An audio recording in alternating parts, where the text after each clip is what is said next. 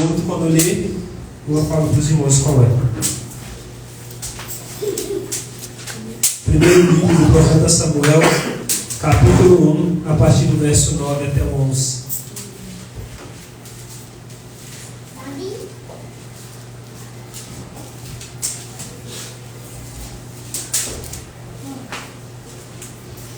Primeiro livro do profeta Samuel, capítulo 1, a partir do 9. Quem encontrou, diga amém. Amém. Quem não encontrou, diga misericórdia. Eu aguardo. Primeiro livro do profeta Samuel, capítulo 1, verso 9 ao 11.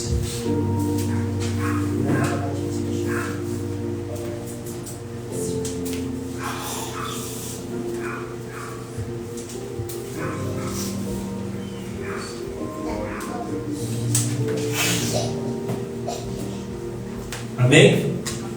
Diz assim, do 9 ao 11. Então Ana se levantou depois que comeram e beberam em Siló. E Eli, o sacerdote, estava assentado numa cadeira, junto a um pilar do templo do Senhor. Ela, pois, com amargura de alma, orou ao Senhor e chorou abundantemente. E voltou um voto, dizendo: Senhor dos exércitos, se benignamente atentares para a aflição da tua serva, e de mim te lembrares, e da tua serva te não esqueceres, mas a tua serva deres um filho varão, ao Senhor o darei por todos os dias da sua vida, e sobre a sua cabeça não passará navalha. Abra comigo agora sua Bíblia em Lucas capítulo 2. Lucas capítulo 2, a partir do 36. Lucas capítulo 2, Mateus, Marcos, Lucas, Novo Testamento. Lucas capítulo 2, a partir do 36.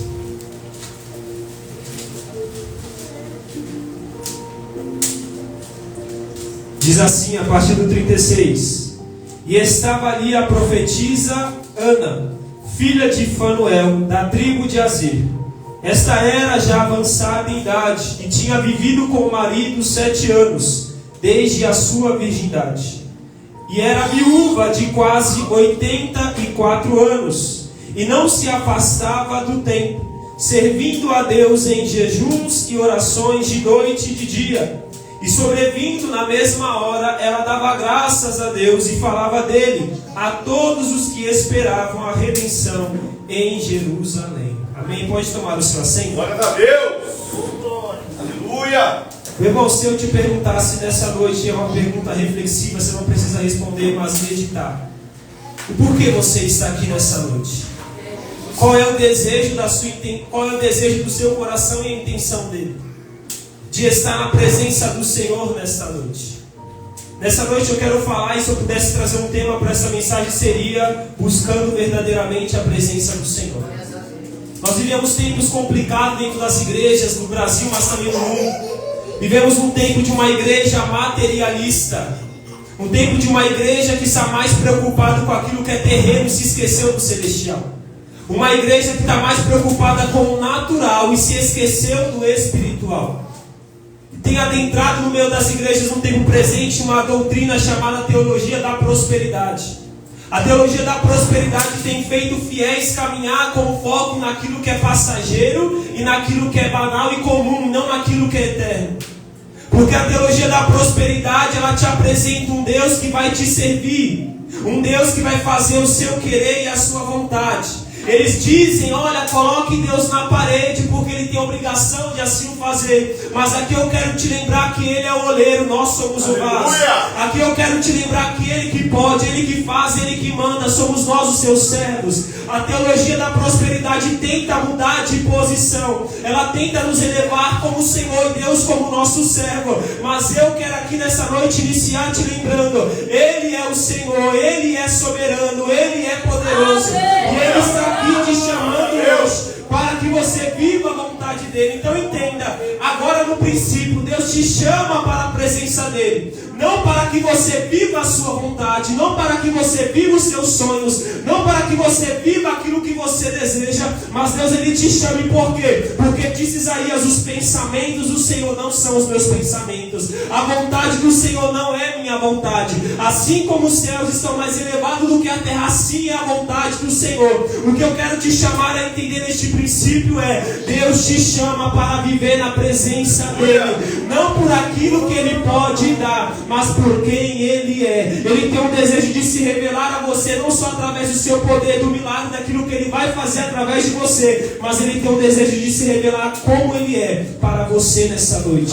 A presença dele quer te envolver nessa noite. Ele não quer que você apenas venha aqui, receba algo, vá embora e se esqueça. Ele está dizendo: eu tenho algo a mais para você nessa noite. Além de uma bênção, além de um matrimônio restaurado, além de uma porta que vai se abrir, ele está dizendo: eu tenho a minha presença para você nessa noite. E por que isso é um problema, irmão? Porque se eu chego aqui buscando algo que Deus pode dar, três coisas acontecem. Eu recebo, vou embora, eu não quero saber mais de Deus. Eu recebo, entendo o que é a presença e permaneço, não porque Ele me deu, mas porque entendi quem Ele é. Ou eu pego, entrego para Ele, Ele não faz, me frustro e vou embora. Deus não está te chamando para receber algo, ir embora e se esquecer dele. Deus não está te chamando para você entregar, Ele não fazer você se frustrar e ir embora também. Ele está te chamando para estar com Ele, mesmo Ele fazendo ou não fazendo. Aleluia. Nessa noite Deus está te chamando para viver algo extraordinário e sobrenatural na presença dele. E é por isso que eu quero trabalhar essas duas anas que são as principais anas da Bíblia. As principais anas nas Escrituras. Duas em momentos distintos, duas em momentos diferentes, em culturas diferentes, mas servindo o mesmo Deus.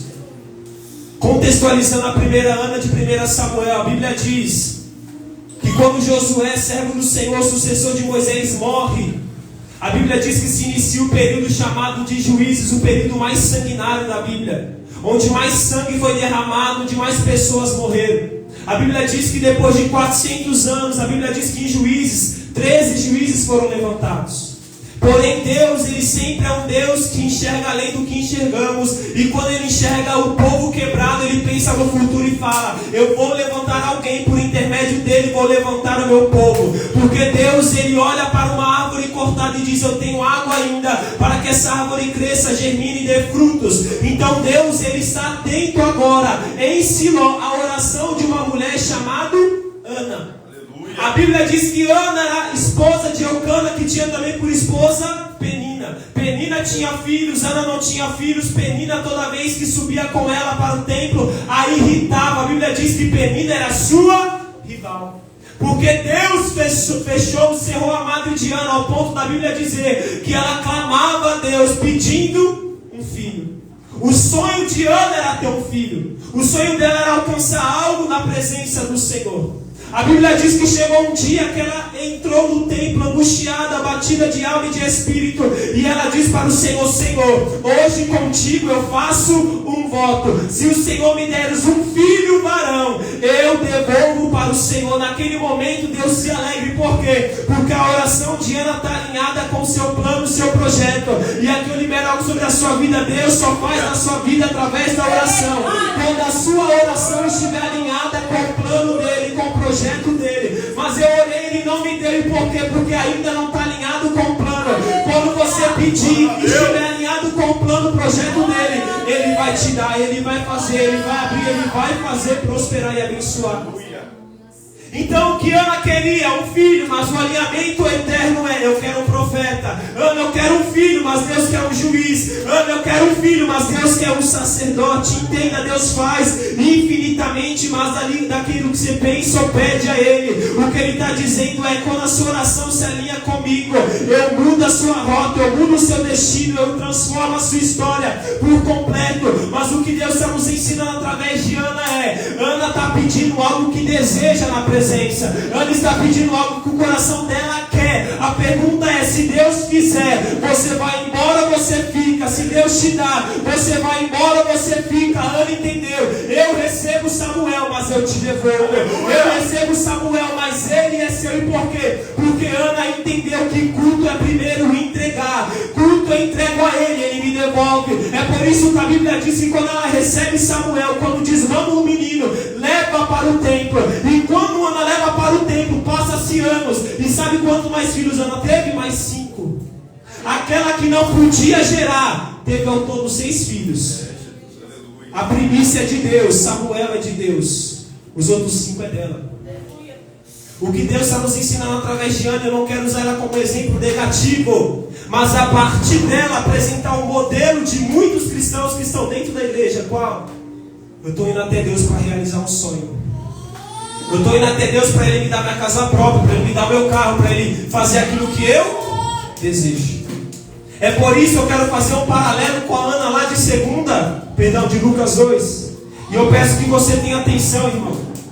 Porque essa Ana de Lucas 2 é diferente da Ana de 1 Samuel capítulo 1. Porque essa Ana de Lucas capítulo 2, contextualizando, a Bíblia diz que o último profeta que Deus usou no Antigo Testamento tinha por nome Malaquias. Ele profetizou que viria o Messias, o sol da justiça, mas antes viria alguém abrindo o caminho chamado João Batista, que viria com o espírito profético de Elias. A Bíblia diz que esta mulher, agora Ana, está no templo aguardando a redenção de Israel. Porém a Bíblia diz que houve um período interbíblico de 400 anos. O que é isso? Deus não falava com o povo, Deus não usava profeta, Deus não se manifestava de nenhuma forma. Mas essa Ana, que era viúva, tinha perdido seu marido com 84 anos de idade, estava dia e noite buscando o quê? A presença do Senhor.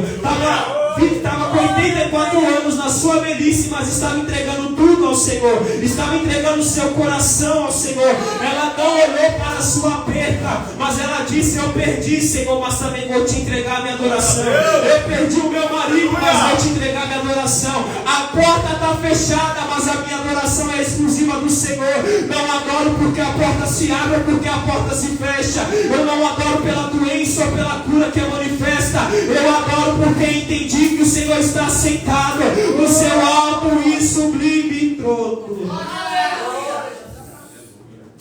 Então qual é a diferença das duas? As duas viveram o momento que antecede a sua história, onde o povo estava afastado de Deus. Mas só que a primeira Ana de 1 Samuel, ela quer um filho. Mas a Ana de Lucas capítulo 2, ela quer o filho. Aleluia. Vou repetir, talvez você não entenda. A primeira Ana de 1 Samuel, ela diz: eu quero um filho, eu quero realizar meu sonho, eu quero fazer isso. Senhor, me abençoe minha casa, abençoe meu trabalho. Mas a Ana de Lucas 2 está dizendo: Senhor, eu não sei o dia de amanhã, mas uma coisa eu peço: eu quero um filho, eu quero um filho, eu quero um filho. A primeira Ana desse lado, ela quer uma bênção. A Ana desse lado quer o abençoador. A Ana desse lado quer a porta aberta. A Ana desse lado quer o dono da porta aberta. O que a Bíblia está nos ensinando é: não busque Deus por aquilo que Ele pode te dar, porque quando Ele te dá, você tem o perigo de correr dele. Não busca Deus pelo aquilo que Ele pode te dar, porque se não te dá, você se frustra e vai embora. Mas tenha convicção de que se você buscar Ele por aquilo que Ele é, Ele vai fazer infinitamente mais na sua casa, na sua história, no seu casamento, na sua família. Então seja como a Ana, que descia em oração e jejum buscando a presença, a presença, a presença, a presença. Aleluia! Glórias a Deus! O que você está dizendo, irmão? Que é errado eu buscar uma bênção do Senhor? Não. Não é errado você chegar e falar: Senhor, essa é a minha necessidade. Eu preciso que o Senhor me abençoe. Eu preciso que o Senhor me ajude. Não é errado. O problema é quando o nosso coração se prende a isso. É por isso que Jesus diz: onde estiver o vosso tesouro, aí estará o vosso coração. O que Jesus está nos ensinando é: não é errado você pedir algo a mim. É errado o seu coração estiver preso naquilo que você está me pedindo. É por isso que ele diz: onde estiver o seu tesouro. O que é o tesouro? Aquilo que é de valor. Se o meu tesouro está na terra, o meu coração está na terra, Jesus volta, arrebata a igreja, eu fico na terra. Mas o que ele está dizendo é: se o meu tesouro estiver no céu, meu coração está no céu, aguardando a esperança da salvação. O que ele está dizendo é: aquilo que eu posso fazer na sua vida é pouco para quem eu sou e quero me revelar a você. Ele está dizendo: a porta que eu posso abrir é pouco comparado com quem eu sou. O casamento seu que eu posso restaurar é pouco. Contudo, olhe para mim e faça aquilo que eu peço, mas também busque a minha presença por quem eu sou. Porque muitas vezes chegamos aqui, irmão, e como eu disse, não é errado você pedir, não é errado você desejar algo de Deus, mas a pergunta é: se Ele não fizer? Porque tem muita gente dizendo por aí que Deus vai fazer o que você quer, Deus vai fazer o que você deseja, mas, irmão, biblicamente isso não existe. Deus só faz a nossa vontade quando a nossa vontade está alinhada com a vontade dEle. É por isso que Jesus diz: se as minhas palavras estiverem em vós e vocês me pedireis, tudo em meu nome será feito. Se a palavra de Deus está em mim, eu estou nele, eu só peço aquilo que agrada o coração dele. Eu não vou pedir aquilo que me agrada, ainda que eu saiba que eu necessito. Ele também sabe que eu necessito, mas quando eu peço, ele entendeu. Está alinhado com o meu plano e com o meu projeto, por isso eu dou. Então eu chamo sua atenção para Ana de Lucas 2, e por quê? Aquela mulher avançada em idade, aquela mulher perdeu o marido. Então, enquanto a Ana de 1 Samuel ela não pode gerar um filho, a Ana de Lucas 2 ela perdeu o marido, mas está dia e noite adorando o Senhor. Aleluia! Está dia e noite exaltando o nome do Senhor. Está dia e noite se entregando a Ele por completo. Porque ela entendeu: Deus não quer só o meu melhor, Ele quer tudo. Ele quer tudo que eu sou, Ele quer tudo que eu tenho. Então entenda, quando você entra para servir a Cristo, Ele está dizendo: segue após mim e traga tudo que você tem. Não, Ele está dizendo: tome a minha cruz, tome a cruz, tome a cruz. O que é isso? Ele está dizendo: se você entrar aqui e querer seguir a Cristo e não estiver disposto a abrir mão do seu querer, você não consegue caminhar com Ele. Porque Deus, irmão, Ele tem o prazer de realizar a nossa vontade quando a nossa vontade está alinhada com a dele. Então entenda que servir a Cristo, andar com Cristo na presença de Deus, às vezes Ele vai ter que frustrar o seu sonho, o seu plano, o seu projeto, aquilo que você deseja para realizar o dele. Então você não está aqui para Ele fazer a sua vontade, como eu disse no início. Você está aqui para que Ele realize a vontade dele através de você. E para que você ande na vontade dele. A Bíblia conta uma história de um rei chamado Uzias, lá em 2 Crônicas 26. A Bíblia diz que este rei foi um dos maiores reis depois de Davi. Ele organizou tudo, trouxe bênção espiritual, financeira e material para o povo. Mas a Bíblia diz que um dia esse rei, ele deixou a soberba tomar o coração dele. E a Bíblia diz que antes disso, ele buscava o Senhor e o Senhor abençoava. Ele buscava a presença, o Senhor abençoava. Chegou um dia que este rei Uzias falou: eu não preciso mais de Deus, eu já tenho tudo. Ele deixou a soberba entrar no coração dele de tal maneira que ele fez algo que não era de autoridade dele. Ele entrou no santuário e queimou incenso, e Deus abominou ele. Deus colocou uma lepra nele, iniciando na testa, e ele morreu de lepra. Agora, por que eu estou falando sobre este homem? Este homem, à medida que busca, ele é abençoado. Ele pensa: quando eu estou totalmente abençoado, eu descarto a presença e fico com aquilo que Ele me deu. Mas Ele está dizendo: quando eu te dar aquilo que você está buscando, quando eu te dar aquilo que você deseja, Ei, não abra mão da minha presença, mas permaneça nela. Deus está dizendo: eu vou restaurar casamento, eu vou restaurar família, eu vou restaurar a vida espiritual, eu vou restaurar sua mente, eu vou restaurar. Mas Ele está dizendo: você, quando receber a minha restauração, não fuja da minha presença, mas fique nela. Glória a Deus. Porque às vezes nós recebemos algo de Deus e falamos: que bom, Senhor, obrigado, tchau, agora estou indo. Eu vou viver a minha vida, eu vou me alegrar porque o Senhor me deu. Mas Ele está dizendo: ei, não abra mão de tudo que eu sou, porque te dei tudo na terra. Ele está dizendo: se você abrir mão de quem eu sou, você uma hora vai perder tudo que tem. Então Uzias teve que entender que era Deus abençoando ele, não era a própria mão dele. O que Deus te trouxe nessa noite, irmão, é porque Ele está dizendo: eu tenho mais para a sua história. Não limite a Deus pela porta que você está pedindo. Não limite Ele pela bênção material que você está pedindo. Não limite Ele por aquilo que você necessita. Ele está te chamando para a mesa da comunhão. Ele quer restaurar por completo a sua história. Talvez você pense, Senhor, este é meu problema. É um problema sentimental, é um problema financeiro. Mas Ele está dizendo, antes de tratar com o problema em qualquer outra área, eu tenho que tratar com a sua alma. Eu tenho que tratar com a sua vida espiritual. Porque se eu tratar aqui deste lado, mas não tratar o seu espírito, eu vou tratar, mas você vai voltar para o mundo, vai voltar para as drogas, vai voltar para onde eu já te tirei. E eu não quero te perder de novo. É por isso que eu estou usando meu sermão para falar com você hoje. Que eu te trouxe aqui para que você entenda que tem mais na presença dEle, que tem mais dEle, se você se render a Ele nesta noite. Então este é o problema que permeia a igreja brasileira e do mundo. Uma igreja que está interessada naquilo que Deus dá e não quem Ele é.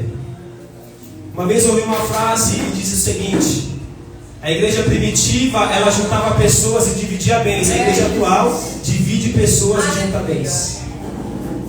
Nós mudamos de alguma maneira a nossa mentalidade. Hoje nós estamos preocupados em estocar aquilo que é passageiro e esquecemos daquilo que é eterno.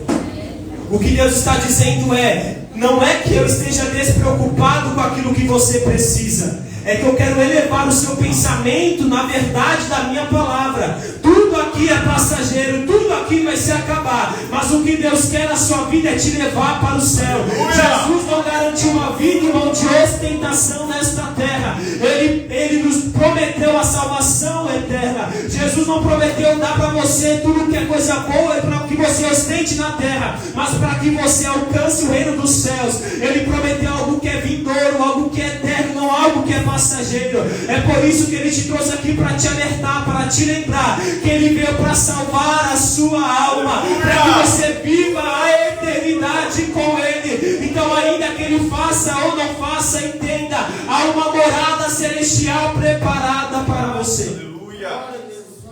Porque às vezes estamos dentro da igreja, mas o ouro deste mundo domina o nosso coração. A minha pergunta para você é: por que Judas traiu Jesus?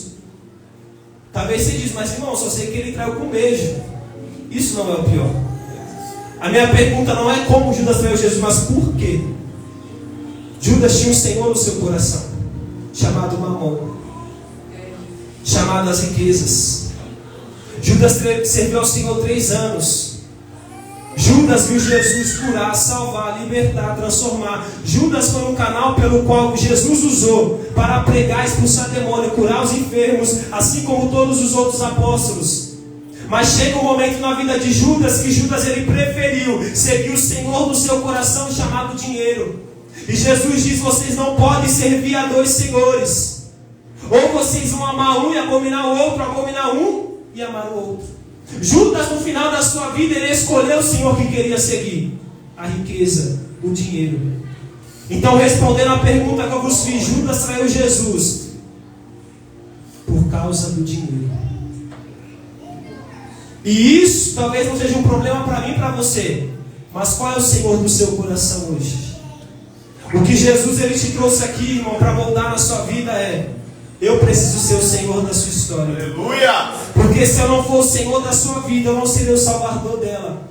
Jesus. Se Jesus não for o seu Senhor hoje, Ele não vai poder ser o Salvador amanhã. Mas já aceitei Ele como Salvador, mas se Ele não é Senhor, Ele vai ser o seu juiz. O que Ele está dizendo é: eu quero que você compreenda que a minha presença vale muito mais. Além daquilo que o mundo te oferece, além daquilo que é passageiro. Eu sei a sua necessidade, e se você for fiel a mim, vou prover cada uma delas. Mas não se esqueça que eu tenho uma morada eterna preparada para você. É por isso, irmão, que as ruas do céu, sabe como é? De ouro. Por que de ouro? Se lá a riqueza que nós vamos ter não é física, natural, mas celestial e espiritual. Porque aquilo que domina o coração de muitos na terra, nós vamos pisar no céu. Aquilo que domina o coração de muitos nessa terra, Jesus está dizendo, é tão insignificante no meu reino que vocês vão pisar em cima.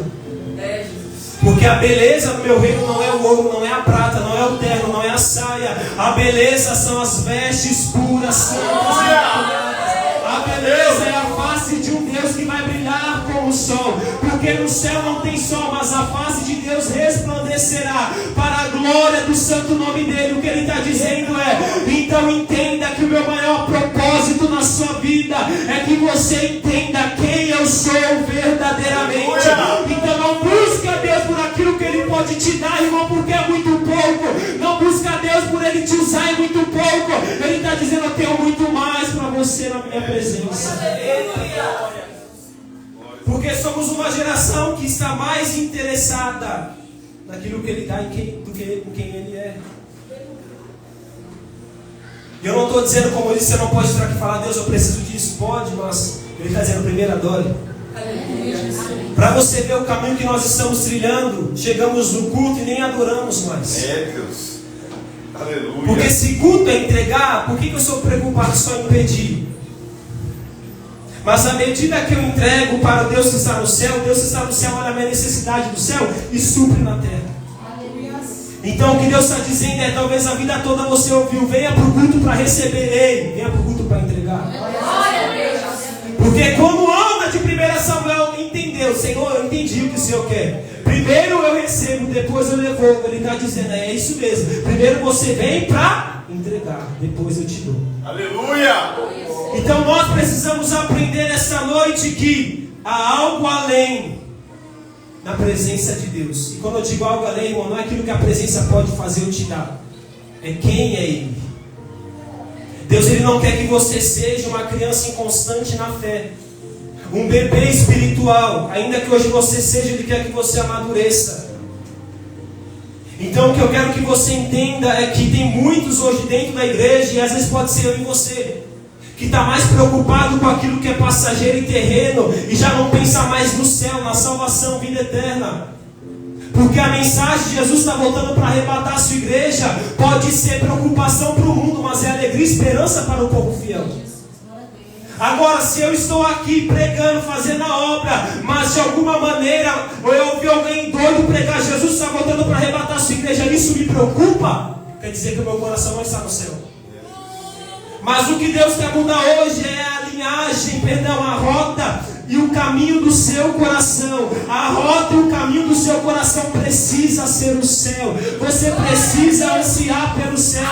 Ele está dizendo: Ei, eu posso abençoar seu trabalho, eu posso abençoar sua casa, eu posso abençoar tudo na sua história, mas não se esqueça, o seu coração precisa ainda ansiar pela vida eterna, pela minha presença. É por isso, irmão, que um dia Jesus está saindo de uma cidade do Pratiro e Sidom. Aí no meio do caminho aparece uma mulher cananeia, Cirofinícia, mas que era gentia, e diz: Senhor, a minha filha está endemoniada, por favor, expulse o demônio, cure ela e salva ela. Jesus fala: eu não vim para as ovelhas perdidas somente da casa de Israel. Mas aquela mulher insiste. Mas por que Jesus é tão duro com ela? Porque Paulo diz que primeiro a salvação vem para o judeu, depois para o grego. O que Paulo está dizendo é: Jesus como judeu, debaixo de uma linhagem, de uma aliança com Abraão, primeiro ele vem para os judeus. Mas a Bíblia diz: os seus não receberam, mas todos quanto receberam, deu o poder de se tornarem filhos de Deus. Jesus, ele está dizendo: eu não posso te servir agora, porque a prioridade é para os judeus. Eu não posso pegar o pão que está na mesa dos filhos e dar aos cachorrinhos. Aquela mulher poderia, como eu e você, se sentir constrangida. Está me chamando de cachorro, Jesus? Eu sou só uma cachorrinha para você? Ela não questiona dessa maneira. Ela diz: mas no pão que cai da mesa, come até os cachorrinhos. Jesus fala: vá, sua filha está curada. Aleluia! Grande foi a sua fé. Glórias a Deus! Mas se lembra que eu disse, aquela mulher era gentia. O que era uma gentia? Era alguém que não era judia. Ela não vinha da linhagem de Abraão, não era judia, israelita. Ela era uma gentia, não era considerada povo de Deus como nós não éramos. Mas o que Jesus está nos ensinando é: se para alguém que era gentil ele tinha migalha, imagina agora que eu e você é filho. Aleluia! Então entenda que se para ela teve migalha e teve libertação, teve migalha, teve porta aberta, teve teve migalha, teve restauração, teve migalha, teve restituição. A pergunta é: se eu e você, como filho agora, se aceitar à mesa, o que é que está disponível? O problema é que hoje nós somos filhos, se contentando com as migalhas. Você percebe isso? Mas como eu disse no início, a presença do Senhor vai além daquilo que Ele faz por mim e por você. O que eu quero te chamar a atenção, irmão, talvez você se sinta chacoalhado nessa noite. E isso é bom. Talvez você se sinta comovido por dentro. Isso é bom, é o Espírito Santo trabalhando no seu coração. O que eu quero que você entenda, irmão, é que há muito mais na presença de Deus do que você pode imaginar. Deus quer fazer muito mais em você, não só através de você. Entenda que se você recebeu a Cristo, hoje você é filho e filha dele. Mas Ele está dizendo, não, então não se contente com a migalha. Porque se você está interessado naquilo que Ele pode dar, irmão, quando Ele dá, o que acontece? Você lembra daqueles 10 leprosos que foram até Cristo? Eram 10 leprosos, eles disseram, Senhor, nos cure. Ele diz, vá até o templo, se lave. E a Bíblia diz que dos 10, um voltou até Jesus. Então a questão é, não é que é difícil para Jesus fazer algo para nós. Não é difícil para Jesus restaurar o seu casamento. Não é difícil para Jesus abrir a porta que tanto você precisa. O problema é, quando eu fizer, você volta. Então quantas vezes nós corremos atrás da presença por aquilo que Ele poderia dar, Ele deu e nós se afastamos. É por isso que a Bíblia nos ensina. É por isso que aquele homem voltou. Porque ele entendeu, ele tem muito mais para mim. Aleluia! Eram 10, só um voltou. E o que voltou, Jesus disse, cadê os outros 9? Não voltaram? Ele diz, a tua fé te salvou. Vai. Glória a Deus! Mais. E para os outros 9, o que teve? Cura. E para esse teve cura e salvação. O que Deus está dizendo é, quando eu te der, se eu te der, no meu tempo e na minha vontade, Ele está dizendo, você vai ser os 9 ou você vai ser um que voltou? Quando Deus abençoar o seu ministério, quando Deus fazer o seu ministério crescer, você é um dos 9 que vai abandonar Ele pelo dinheiro que vai entrar? Vai deixar como os dias a soberba entrar no seu coração ou você vai permanecer fiel a Ele? E nós precisamos pensar isso, irmão, porque é muito sério.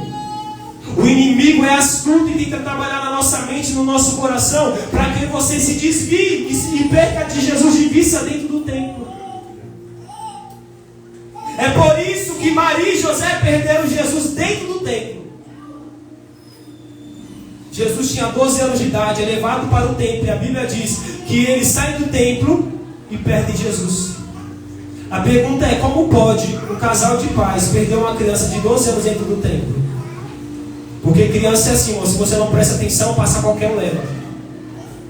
Se você não presta atenção, ela está brigando, daqui a pouco bateu a cabeça e sangrou. Criança é só misericórdia de Deus. Ou seja, a pergunta é, por que eles perderam Jesus no templo? Porque estão distraídos dentro do templo. Deus.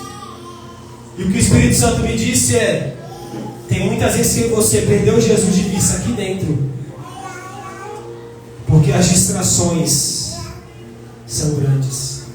Como assim, irmão? Eu explico. Às vezes eu estou mais preocupado em servir do que parar e ouvi-lo. E isso não é só para quem é membro, mas para quem é obreiro.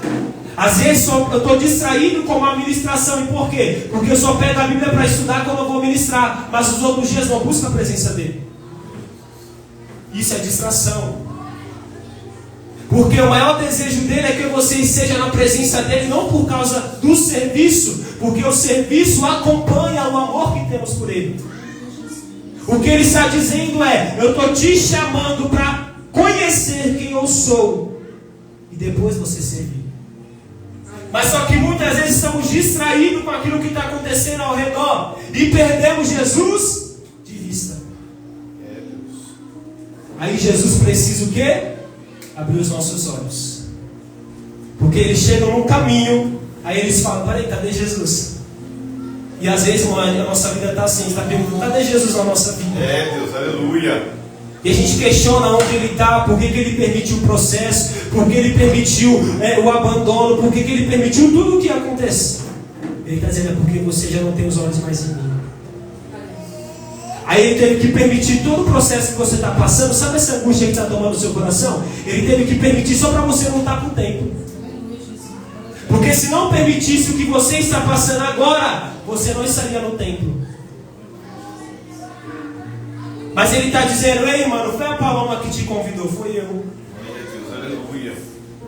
O que Deus está dizendo é: você um dia estava aqui, um dia me perdeu de vista, mas eu tive que permitir a tribulação e a angústia para você abrir os seus olhos e questionar: será que Jesus está olhando para mim? Será que realmente eu estou com Cristo? Aí você lembrou: opa, preciso voltar para o tempo. Por quê? Porque foi no tempo que eu perdi Ele. Então entenda nessa noite, irmão, que Jesus está te chamando para a presença dEle. Aleluia. Você vai servir, você vai ser usado. Ele vai fazer coisas extraordinárias através da sua vida. Mas o que ele está dizendo é: não se esqueça que o maior presente que eu te dou é ainda a minha presença. É na mesa da comunhão. É na mesa da comunhão que tem cura. É na mesa da comunhão que tem porta aberta. É na mesa da comunhão que você é abençoado por Ele, que Ele abre a porta, que Ele abre o caminho. O que Ele está dizendo é: volte para a mesa da comunhão. E quando você voltar para a mesa da comunhão, aquilo que você necessita eu vou entregar na sua mão. Aquilo que você não consegue porque é impossível, eu entro na sua causa porque ainda sou Deus do impossível. Então é isso que nós aprendemos com as duas Anas. Como eu disse, eu não queria usar ela como exemplo negativo, mas a partir dela apresentar um modelo de pessoas que estão aqui. E quando eu digo aqui, não é aqui exatamente, mas dentro da igreja, compondo o corpo, preocupado em alcançar o que quer. Eu vou dizer para você, irmão, 99% daquilo que você quer não vai acontecer. Ah, por que, irmão? Porque Deus é mau? Não, porque Ele realmente é bom. Porque se Deus te desse tudo o que você quer, talvez você não estaria aqui. Talvez se Deus fizesse aquilo que você quer, não aquilo que você precisa, talvez você não estaria aqui. Porque Deus sabe como trabalhar. Deus sabe como tirar o tesouro que está no seu coração. É por isso que Deus pediu Isaac para Abraão. É por isso que Deus diz: Abraão, eu te dei um filho, não te dei? Foram 25 anos aguardando, né, Abraão? Foi difícil, hein, Senhor? Eu quero de volta. Quando você lê Gênesis 22, Abraão, irmão, ele recebe um filho. Isaac, ele cresce, é filho da promessa. Filho da promessa vai dar desdobramento à sua descendência. Deus diz: Abraão, entrega. E por que Deus está pedindo para Abraão aquilo que deu a Abraão?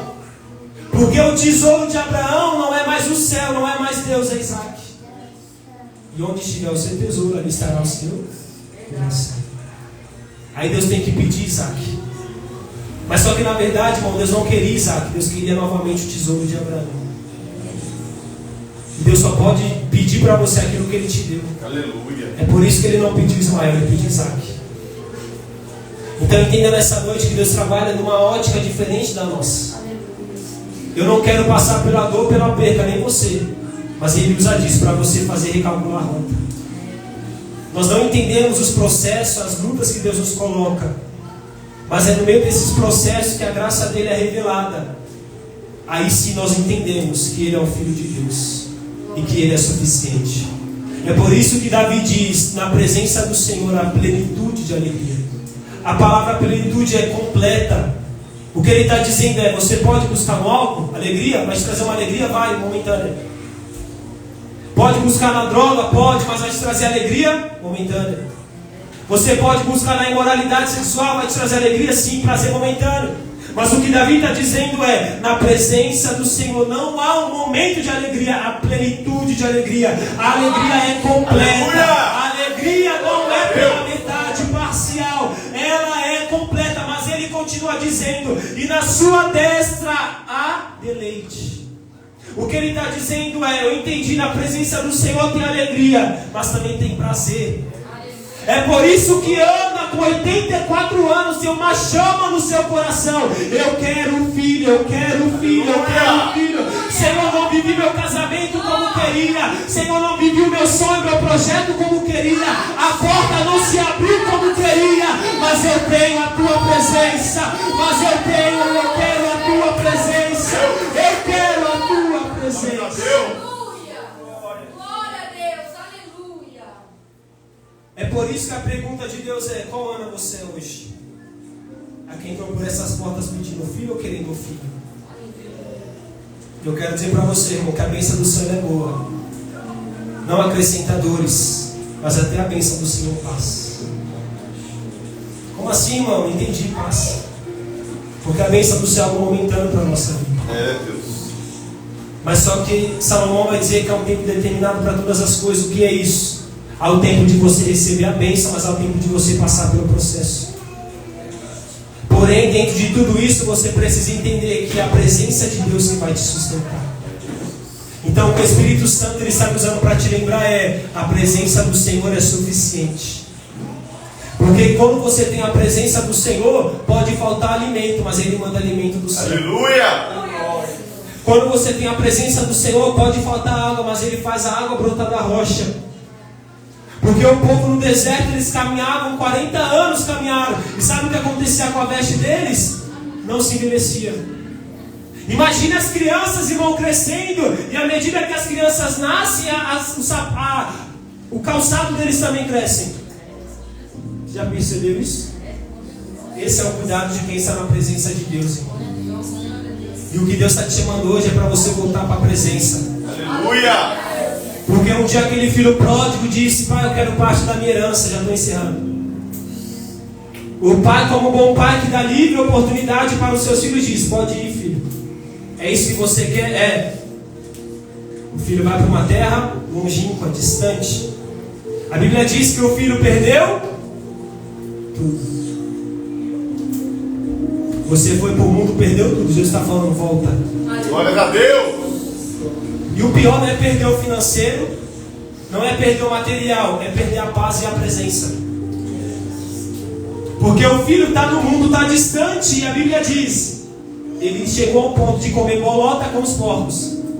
Jesus está dizendo: eu estou te vendo você se revirando lá fora na lama, mas eu estou te chamando para a minha presença de novo. Aleluia! A Bíblia diz: o filho caiu em si, o Espírito Santo trabalhou nele. Ele disse: opa, peraí, eu tenho bolota de porco para comer no mundo, mas até os céus, o meu pai, eles têm ali um banquete diariamente. Eu vou ter com meu pai dizer: pai, pequei contra o céu, pequei contra ti, já não sou digno de ser mais o seu filho, mas me torna como um dos seus servos. Mas a Bíblia diz que quando o filho está voltando, há um pai preocupado e desejoso da presença do filho, olhando de um alto monte. E enquanto o filho está vindo, ele desce e começa a correr na presença do filho. Ele corre em direção ao filho. E o filho que está sujo, o filho que está imundo, ele diz: ei, vai embora, não. Ele abraça e dá um beijo. O que ele está dizendo é: você foi ali apanhado pelo mundo, você estava comendo bolota com os porcos, mas hoje eu estou te chamando para a minha presença.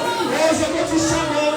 Por que, Senhor? Porque eu tenho um abraço para te dar, eu tenho um beijo para te dar, eu tenho vestes novas para você, e eu tenho um anel para o seu dedo nesta noite.